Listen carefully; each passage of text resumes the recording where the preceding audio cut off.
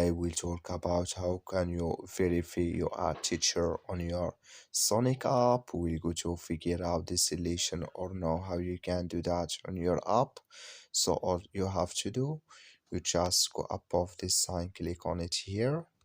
So then it's going to show for you list like this, and you click here on account. So then you come to account list here, you just need to open video, click here in a teacher here. So you click here on verify you are a teacher, then it's going to take you to this list. You just switch into open video here. So when it's going to open with you, add your school name and your first name, then last name in school.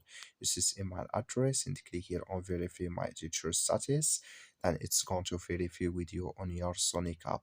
That's all you have to do. That's all. Thank you for watching. Don't forget to support us by liking, subscribe.